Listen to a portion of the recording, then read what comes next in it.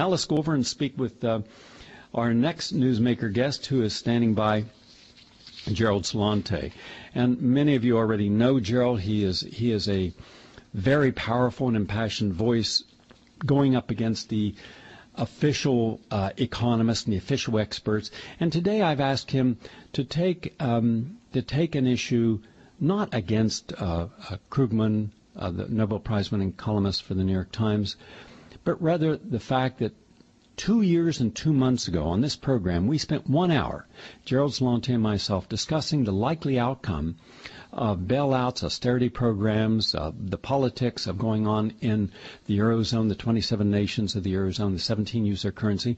And we laid out, and since that time we've done 14 additional programs in detail, not general statements. And we predicted that Greece would fall, that Greece would go off the euro, that Greece would finally get a government in there, that the people would throw out the old people who were the political hacks, and that you would see a form similar to Iceland, where they're just saying, no, we're not going to pay you. We're going to rebuild our own economy. We're going to keep this money here. We're going to learn some lessons about responsible governance and responsible citizenry, but we're not going to allow you to use us forever in debt peonage.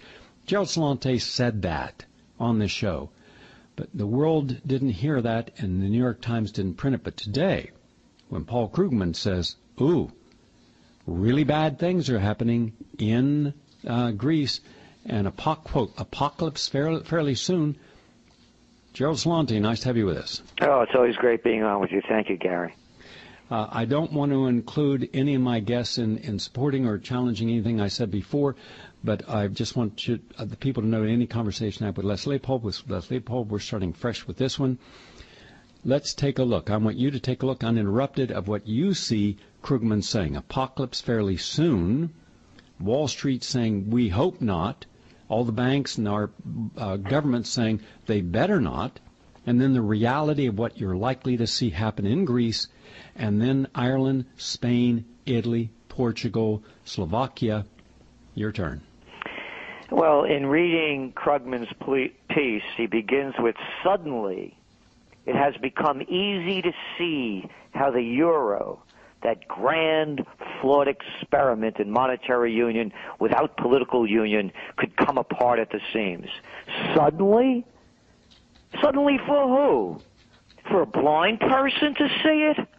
As you pointed out, we've been saying this for years. We said the Eurozone was going to collapse when it began. And this piece by Krugman, only they can get away with it.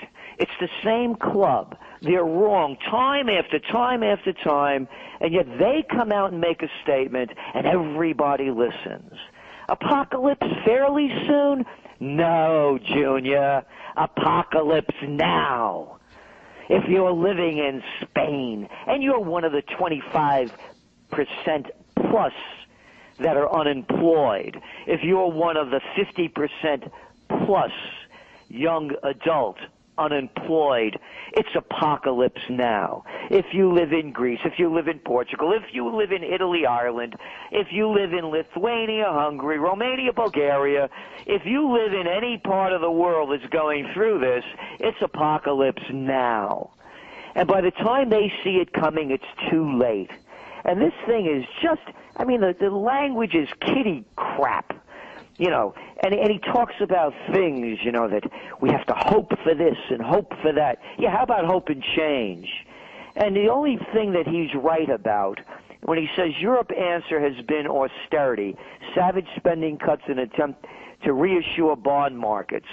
Yet, as any sensible economist could have told you, and not him included, and these cuts deepened the depression in Europe's troubled economies, which both further undermined investor confidence and led to growing political instability. Let's take that first word. Undermine investor confidence. Gary, what's an investor? I'll tell you what an investor is. It's a gambler. Investor. I'm tired of this investor crap. These are gamblers. They're money junkies. They can't kick the habit. It's like a freak going to Atlantic City or Las Vegas, or a lotto junkie playing and thinking they're going to win. But there's one big difference here. when the money junkies like Jamie Dimon or Lloyd, I'm doing God's worth blank fine, when they lose, we pay. And it's like you mentioned, about jpmorgan with this $2 billion. It's chump change. jpmorgan's investment unit, the same one, has $100 billion of risky bonds. Again, not risky bonds. That's the wrong language. That's white shoe boy language. It's bad bets. The whole thing is coming apart at the seams. And as we said in the spring 2011 Trends Journal, the first great war of the 21st century has begun. You see them out in the streets. 100,000 people in the tiny Czech Republic protesting corruption in the government. Did it make the news? No. Last week, hundreds of thousands taken to the streets in Spain. Hey, what do you think about gay marriage? Let's talk about that until we can't talk about it anymore. That didn't make the news.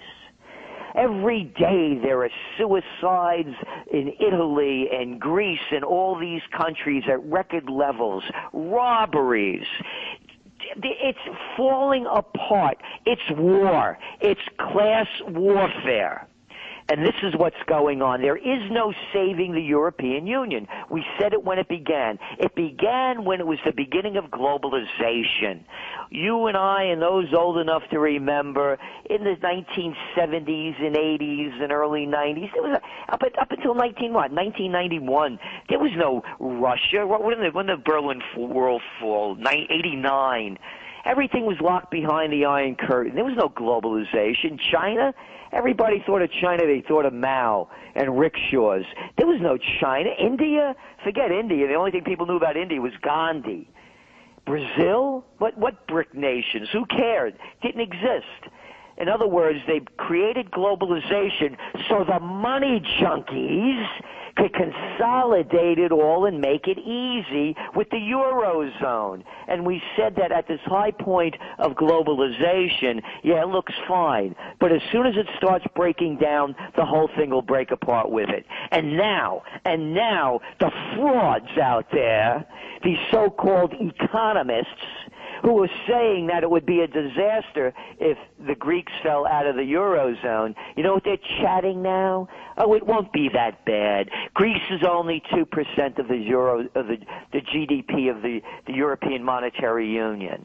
We're looking at governments failing all over that monetary union. 17 monetary union members, 12 governments have gone out. 12 of them. And you're going to see more of it. And by the way, they're bastardizing the language. For example, with the Spanish, the new government in the left, they call it the radical left. No, that radical's really not the right term for it. It's a non-traditional. So, but they use the language so that it makes it seem far left groups. Far left groups? How about criminal operations calling themselves the center? So that's what's going on in a nutshell. I have one last quick question for you. Looking forward, I'm concerned about the following, and take any piece of this concern and address it if you would, please. I'm concerned that that at some point there's a high probability after Obama gets elected, if he does, that Israel will attack Iran. If that happens, I see China doing something that I believe it has wanted to do for a long time, that is getting rid of a lot of the dollars, which they've already been doing by these 17 phantom cities with 65 million empty housing units there, and all these factories and lands they're renting, leasing, and buying, by getting low enough that they could stop giving us dollars and justify doing that because of their support for Iran, Russia's support for Iran, India's support for Iran, and that would immediately cause the dollar to become worth a whole lot less, and people would be in our country smacked down by very high gas prices, hyperinflation on everything. That's not even being discussed anywhere today, and yet our media, without exception, is rallying around Israel, its right to self-determination, its right to protect itself, and the politicians there, along with their APAC friends. And behind all this is China. And China's in a bubble economy now with this housing, and it's deflating, and they're going to take a big, hard landing on this, but they can survive that. But I think at some point they're going to want to be the number one power in the world economically, and if they drop the dollar as the reserve currency and start trading amongst themselves, that'll absolutely happen. Whether it's official or unofficial, by fiat it will happen, and America will get hit broadsided. People will think that they're in the Great Depression times 5. Your thoughts? Well, on Iran, we may not have to wait until after Obama is reelected. And by the way, we think he will. And of course, I'm a political atheist. I don't believe in any of this stuff. So it's not a forecast that we're making because we want it to happen. And it's a lesser of two evils and doesn't mean anything to us, whoever gets in there. But just pick up today's paper in the New York Times. U.S. envoy to Israel says nation is ready on Iran. The American ambassador to Israel said this week that not only was America willing to use military force to stop Iran from developing nuclear weapons, but that preparations had already been made for a possible attack. The United States and Europe has already declared war on Iran by imposing these draconian embargoes and on their oil. It's an act of war. It's a reverse of what the United States did to Japan prior to World War II by cutting them out of the markets to get natural resources. Now they're cutting Iran out of the market to sell their resources. On the China issue, as goes the U.S., so goes China. And so goes Europe, as goes China. For example, when you look at who China exports the most to, it's Gerald, the United hold States one and second. I just realized we're at the end of this hour. However, here's what I'd like to do. Our next program is starting. I would like to have Michael G., our engineer, call you back so that you can be heard on all the land-based stations around the United States that carry this program, which are a lot. And I had one more question that I think is essential to the people in this audience. So if you could hang up, we'll call you right back. I just want to say goodbye to our audience. I have to go do another program now, but thank you very much for listening.